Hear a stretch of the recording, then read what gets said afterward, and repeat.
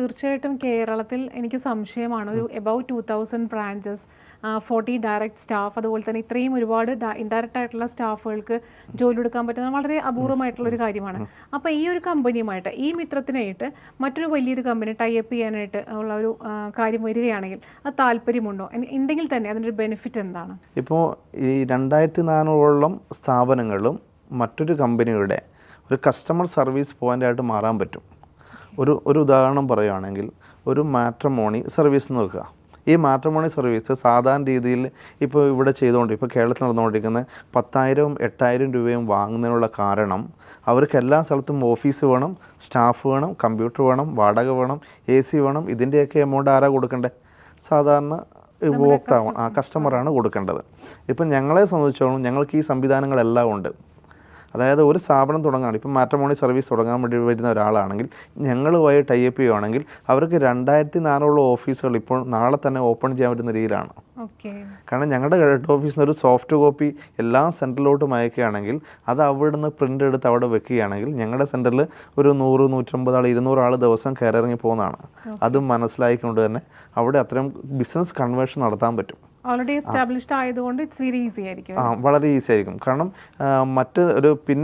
മറ്റ് കമ്പനികളെ സംബന്ധിച്ചോളം ഞങ്ങൾ ഇപ്പോൾ ഒരു ഡിജിറ്റൽ മാർക്കറ്റിംഗ് ചെയ്തു, വേറൊരു കമ്പനി മാർക്കറ്റിംഗ് ചെയ്തു. അതിപ്പം എറണാകുളത്തുള്ളൊരു കമ്പനി ഇവിടെയാണ്. അത് കണ്ണൂരുള്ളവർക്കൊരു വിശ്വസ്തത ഉണ്ടാവില്ല. ഇപ്പം ഞങ്ങളെ സംബന്ധിച്ചുള്ള ഇത്രത്തോളം 2000 ഫ്രാഞ്ചൈസി ഉണ്ട്. ഇത് മുഖേനയാണ് ഒരു പ്രൊഡക്റ്റ് സെയിൽ ചെയ്യുന്നതെങ്കിൽ ആൾക്കൊരു വിശ്വസ്തത കൂടുതലുണ്ടാവും. പിന്നെ അവരെ തന്നെ എന്തെങ്കിലും മറ്റ് സർവീസ് കാര്യങ്ങളുണ്ടെങ്കിൽ അവരുമായി ടൈപ്പ് ചെയ്താൽ മതിയല്ലോ. അവർക്ക് ഏറ്റവും അറിയപ്പെടുന്ന ഒരാൾ തന്നെ നമ്മുടെ നാട്ടിലുണ്ടല്ലോ. അതുകൊണ്ട് അവർ ഏതൊരു കമ്പനിയുടെയും സർവീസുകളോ അല്ലെങ്കിൽ പ്രൊഡക്റ്റുകളോ ഞങ്ങളായിട്ട് മാർക്കറ്റ് ചെയ്യാനുള്ള ഒരു അവസരം കൂടെ ഞങ്ങൾ തുറന്നു കൊടുക്കുന്നു. ഞാൻ പറഞ്ഞ പോലെ ഒരു എല്ലാ തരത്തിലും ഒരു മിത്രമായിട്ട് ഈ മിത്രം കൂടെ ഉണ്ടാവും. തീർച്ചയായും ഉണ്ടാവും. സാർ ഇപ്പോൾ പറഞ്ഞല്ലോ മാട്രിമോണി കാര്യങ്ങളൊക്കെ പറഞ്ഞു, അതുമായിട്ട് ബന്ധപ്പെട്ടുള്ള അസോസിയേറ്റ് ചെയ്തിട്ടുള്ള വർക്കുകളൊക്കെ പറഞ്ഞു.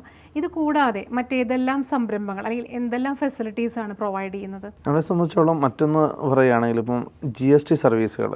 ഇപ്പം GST സർവീസുകൾ ഇപ്പം സാധാരണ രീതിയിൽ ജനസേവന കേന്ദ്രങ്ങളിൽ ചെയ്യാൻ ബുദ്ധിമുട്ടാണ്. കാരണം GST സർവീസ് അത്രത്തോളം പഠിക്കണം.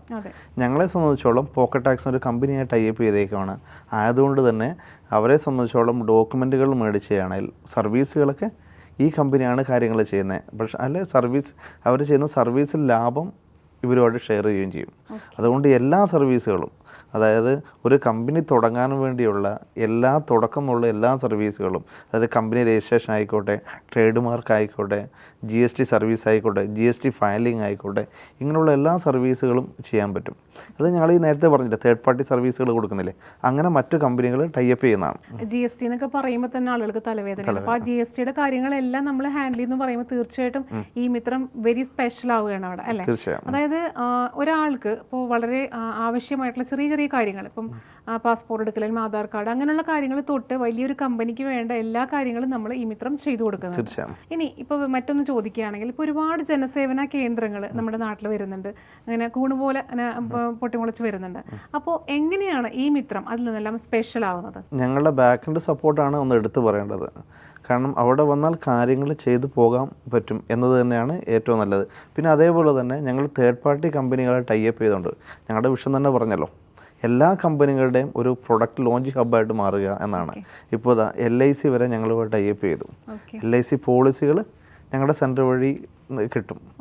ഓക്കെ, ആ രീതിയിൽ പല കമ്പനികളും ഞങ്ങളുമായി ടൈപ്പ് ചെയ്യുന്നുണ്ട്. ഞങ്ങളൊരു ഹിഡൻ ചാർജോ കാര്യങ്ങളോ ഒന്നും ഞങ്ങളുടെ ഫ്രാഞ്ചൈസിയോട് വാങ്ങുന്നില്ല. അവർക്ക് വേണ്ട ട്രെയിനിങ് സപ്പോർട്ട് ഞങ്ങൾ കൊടുക്കുന്നതല്ലാതെ അവരൊരു വരുമാനത്തിൽ ഷെയറിങ്ങോ അങ്ങനത്തെ കാര്യങ്ങളൊന്നും ചെയ്യുന്നില്ല. തേർഡ് പാർട്ടി സർവീസ് എന്ന് പറയുമ്പോൾ തന്നെ ഇപ്പോൾ ഞങ്ങളെ സംബന്ധിച്ച് സ്റ്റഡി അബ്രോഡ് നമ്മൾ ചെയ്യുന്നുണ്ട്. അതിൽ കൂടെ തന്നെ നല്ല രീതിയിൽ നമ്മുടെ സെൻറ്ററുകൾക്ക് വരുമാനം ഉണ്ടാക്കുന്ന ഒരവസരം കൂടെ കൊടുക്കുന്നു. പിന്നെ സ്റ്റുഡൻസിനോട് ഞങ്ങൾ 1 രൂപ പോലും സർവീസ് ചാർജായിട്ട് വാങ്ങുന്നില്ല. അതൊക്കെ എടുത്തു പറയേണ്ട സർവീസുകളാണ്. അതായത് നേരത്തെ പറഞ്ഞ പോലെ ഒരു സ്റ്റുഡൻ്റ് ആയിട്ടായാലും അല്ലെങ്കിൽ ബിസിനസ്സിലേക്ക് വരുന്നവരായാലും ഏത് തലത്തിലുള്ള ആൾക്കാർക്കായാലും അവർക്ക് വേണ്ടിയിട്ടുള്ള ഒരുപാട് കാര്യങ്ങൾ നമ്മൾ ജനസേവനത്തിൽ ചെയ്തു കൊടുക്കുന്നുണ്ട്.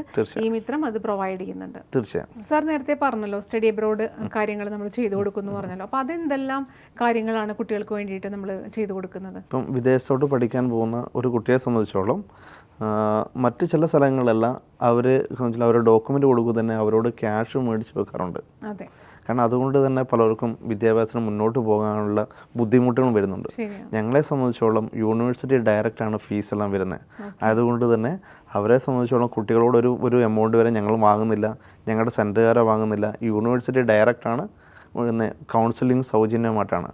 അതുകൊണ്ട് ധൈര്യമായിട്ട് ഏതൊരാൾക്കും വിദേശ പഠനത്തിന് വേണ്ടിയുള്ള എല്ലാ സൗകര്യങ്ങളും ഞങ്ങൾ വഴി ചെയ്തു കൊടുക്കുന്നതാണ്. അത് തേർഡ് പാർട്ടി പോലെ അല്ല പ്രവർത്തിക്കുന്നത്. തീർച്ചയായിട്ടും നമ്മളൊരു ഡയറക്റ്റ് പോലെ തന്നെയാണ് ഈ മിത്രം അവരെ ഹെൽപ്പ് ചെയ്യുന്നത് അല്ലേ? തീർച്ചയായും. ഒരു കുട്ടിക്കായാലും നല്ല ബുദ്ധിമുട്ടായിരിക്കുള്ളൂ. ഇപ്പോൾ ഒരു എബ്രോഡ് സ്റ്റഡി എന്ന് പറയുമ്പോൾ തീർച്ചയായിട്ടും ഒരുപാട് ടെൻഷൻസ് ഉണ്ടാവും. പക്ഷെ നാട്ടിൽ ചെയ്യേണ്ട കാര്യങ്ങളെല്ലാം ഈ മിത്രം ഇങ്ങനെ ഹെൽപ്പ് ചെയ്യുന്നുണ്ടെങ്കിൽ അത് ഏതൊരു കുട്ടിക്കും വിദ്യാഭ്യാസം വളരെ എളുപ്പമാക്കി കൊടുക്കുകയാണ്. തീർച്ചയായിട്ടും മറ്റൊരു ചോദ്യം കൂടെ ചോദിക്കുകയാണെങ്കിൽ ഇപ്പം 2000-ഓളം അല്ലെങ്കിൽ എബവ് 2000 ബ്രാഞ്ചസ് ഉണ്ടെന്ന് പറഞ്ഞല്ലോ.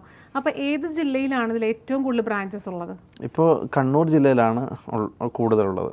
കണ്ണൂർ ജില്ലയിൽ 280ഓളം ഫ്രാഞ്ചൈസികളുണ്ട്. അപ്പോൾ ഈ ഒരു 280 ബ്രാഞ്ചസ് ഉണ്ടാകുമ്പോൾ തീർച്ചയായിട്ടും അതിന് എന്തെങ്കിലും ഒരു ചിട്ടകളോ അല്ലെങ്കിൽ എന്തെങ്കിലും റൂൾസ് ഉണ്ടാവില്ലേ? ഇത്രത്തോളം ബ്രാഞ്ചസ് അല്ലെങ്കിൽ ഇത്രത്തോളം അകലത്തിലാണ് ഈ ഒരു ജനസേവന കേന്ദ്രം വേണ്ടതെന്നുള്ളൊരു എന്തെങ്കിലും ഒരു നിയമം ഉണ്ടാവില്ലേ? ഉണ്ട്.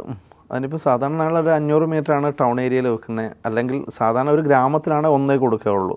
പക്ഷേ ടൗൺ ഏരിയയെ സംബന്ധിച്ചോളം ഒരു നല്ല ടൗണിൽ 4-5 ഫ്രാഞ്ചൈസികളുള്ള ഏരിയ ഉണ്ട്. കാരണം അവിടുത്തെ പോപ്പുലേഷൻ അനുസരിച്ചാണ്. ആ ഒരു പോപ്പുലേഷനും പിന്നെ ആ ഒരു സ്ഥലത്തിന്റെ വിസ്തീർണം അനുസരിച്ചായിരിക്കും ചിലപ്പോൾ ഈ ഒരു ബ്രാഞ്ചസ് നമ്മൾ സെറ്റ് ചെയ്ത് കൊടുക്കുന്നത്. പിന്നെ എന്താണെന്ന് തന്നെ ഞങ്ങൾ ഒരു ഫ്രാഞ്ചൈസി ഉള്ളവരോട് ചോദിച്ചതിന് ശേഷം മാത്രമാണ് തൊട്ടടുത്തൊരു ഫ്രാഞ്ചൈസി കൊടുക്കുകയുള്ളൂ. അതായത് മറ്റൊരു ഫ്രാഞ്ചൈസി ഉള്ള ആൾക്കാരോടാണെങ്കിൽ അവരോട് ചോദിച്ചിട്ട് ഞങ്ങളുടെ ഫ്രാഞ്ചൈസിക്കാരോട് ചോദിച്ചിട്ട് അവരുടെ അനുഭവത്തോട് മാത്രമേ നമ്മൾ മറ്റുള്ളവർ കൊടുക്കുള്ളൂ. കാരണം രണ്ടുപേർക്കും ബിസിനസ് കൃത്യമായി കിട്ടുന്ന ഒരു ഏരിയ ആണെങ്കിൽ മാത്രമേ അവിടെ വേറെ ആൾക്ക് കൊടുക്കുള്ളൂ. തീർച്ചയായിട്ടും ജനങ്ങൾക്ക് ആ ഒരു സേവനമായിട്ട് കിട്ടുകയും വേണം. നമ്മൾ ബിസിനസ് തുടങ്ങുമ്പോൾ അവർക്കൊരു ബെനിഫിറ്റ് ഉണ്ടാവുകയും വേണം. അതിനുവേണ്ടി തീർച്ചയായിട്ടും ഇങ്ങനത്തെ ഒരു ഇൻഫർമേഷൻ കളക്ട് ചെയ്ത ശേഷം മാത്രമേ ആ ഒരു ബ്രാഞ്ച് അവിടെ സെറ്റ് തൊട്ടടുത്തടുത്ത് നമ്മൾ ഫ്രാഞ്ചൈസി കൊടുക്കാറില്ല. ചെയ്തിട്ട് കാര്യമില്ല. രണ്ടാൾക്കും ഒരു ബുദ്ധിമുട്ടാവില്ലേ? ഇപ്പൊ നമ്മുടെ ബ്രാഞ്ചസ് സ്റ്റാർട്ട് ചെയ്തിട്ട് അത് ഒന്നിൽ കൂടുതൽ അല്ലെങ്കിൽ ചിലപ്പോൾ ഒരു 10-ൽ കൂടുതലൊക്കെ ആക്കിയിട്ടുള്ള ക്ലയൻസ് ഉണ്ടോ? 10-ൽ കൂടുതൽ 4 എടുത്ത ആൾക്കാരുണ്ട്. ഓക്കെ. അപ്പോൾ അവർ ഇനിയും ബ്രാഞ്ചസ് എടുക്കാൻ താല്പര്യപ്പെടുന്നു? തീർച്ചയായും. ഒരാൾ തന്നെ ഒരു കുടുംബത്തിൽ തന്നെ 4 പേര് ബിസിനസ് ചെയ്യുന്നുണ്ട്. അപ്പോൾ അത്രയും ലാഭം ഉള്ളത് കൊണ്ടാണല്ലോ അവരതിലേക്ക് വരുന്നത് അല്ലേ? റിസ്ക് ഫ്രീ ആണ്. കാരണം ലക്ഷങ്ങൾ മുടക്കി ഇപ്പോൾ ഒരു ഉദാഹരണം പറഞ്ഞാൽ ഒരു തുണിക്കട തുടങ്ങുകയാണ്, ലക്ഷങ്ങൾ മുടക്ക് വേണമെന്നല്ല, അതല്ല ഒരു മോഡൽ മാറിയാൽ സ്റ്റോക്ക് ഫെയിലാവും. അങ്ങനെ പല കാര്യങ്ങളും ഉണ്ട്. ഞങ്ങളെ സംബന്ധിച്ചുള്ള എന്താണുള്ള ഒരു കമ്പ്യൂട്ടറും പ്രിന്ററുമാണ് അല്ല, പിന്നെ ഒരു സമൂഹത്തിൽ നിലയം വിലയുള്ളൊരു ബിസിനസ്സാണ്. ഒരു ജനസേവനമാണ്, ഒരു സർവീസ് ആയതുകൊണ്ട് തന്നെ. തീർച്ചയായിട്ടും നമ്മൾ നേരത്തെ പറഞ്ഞ പോലെ ഒരു ഏജ് കാറ്റഗറി ഇല്ല. സ്ത്രീകൾക്കായാലും നമുക്ക് ഈ ഒരു ബിസിനസ് സ്റ്റാർട്ട് ചെയ്യാമെന്ന് പറഞ്ഞിരുന്നു. അപ്പോൾ അങ്ങനെ സ്റ്റാർട്ട് ചെയ്യാൻ ഉദ്ദേശിക്കുന്നവർക്ക്, ഈ വീഡിയോ കാണുമ്പോൾ അങ്ങനെ സ്റ്റാർട്ട് ചെയ്യാൻ താല്പര്യമുള്ളവർക്ക്, ഒരു ബിസിനസ് ചെയ്യണം അല്ലെങ്കിൽ ഒരു ജോലി ചെയ്യണമെന്ന് താല്പര്യമുള്ളവർക്ക് എങ്ങനെയാണ് ഇത് സാറിനായിട്ട് കോൺടാക്ട് ചെയ്ത് ഈ ഒരു കാര്യങ്ങളിലേക്ക് എത്തേണ്ടത്? ഞങ്ങളുടെ ഓഫീസ് എറണാകുളം കടവന്ത്രയാണ്. നേരിട്ട് അവിടെ വന്ന് വിസിറ്റ് ചെയ്തിട്ട് കൃത്യമായി ഞങ്ങളുടെ ഓഫീസിനെ കുറിച്ച് കൃത്യമായി പഠിച്ച് കാര്യങ്ങൾ ഡയറക്റ്റും ചെയ്യാം. അതേപോലെ തന്നെ ഞങ്ങളുടെ ഇത്രത്തോളം ഫ്രാഞ്ചൈസി ഉണ്ടെങ്കിലും ഇതിൽ ആ ചുരുക്കം പേര് മാത്രമേ ഞങ്ങളുടെ ഓഫീസിൽ എത്തിയിട്ടുള്ളൂ. ബാക്കിയെല്ലാം ഓൺലൈനിലാണ്. കാരണം അവർക്കറിയാം മറ്റിടത്തെല്ലാം പ്രവർത്തിക്കുന്നത് എങ്ങനെയാണെന്ന് അറിയുന്നതുകൊണ്ട് തന്നെ ഞങ്ങളുമായിട്ട് ഡയറക്റ്റ് നമ്മൾ ഫോൺ വിളിച്ച് കാര്യങ്ങൾ സംസാരിച്ച് ചെയ്യാനും പറ്റും. പിന്നെ അതല്ലാതെ ഞങ്ങളുടെ സൈറ്റുണ്ട് www.emitram.com എന്ന സൈറ്റിൽ കയറി അതിൽ രജിസ്റ്റർ ന്യൂ CSP എന്ന ലിങ്ക് വഴി ക്ലിക്ക് ചെയ്തിട്ട് അവിടെ അതിന് വേണ്ട ഡീറ്റെയിൽസ് കൊടുക്കുകയാണെങ്കിൽ അപ്പോൾ തന്നെ ഓഫീസ് ഞങ്ങൾ കോൾ ബാക്ക് ഉണ്ടാകും. അവർ എന്താണ് ചെയ്യേണ്ടതെന്ന് കൃത്യമായി പറഞ്ഞു തരും.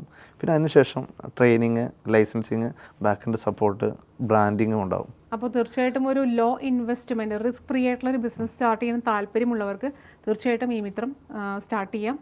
സാറിനെ കോൺടാക്ട് ചെയ്യാവുന്നതാണ്. തീർച്ചയായും.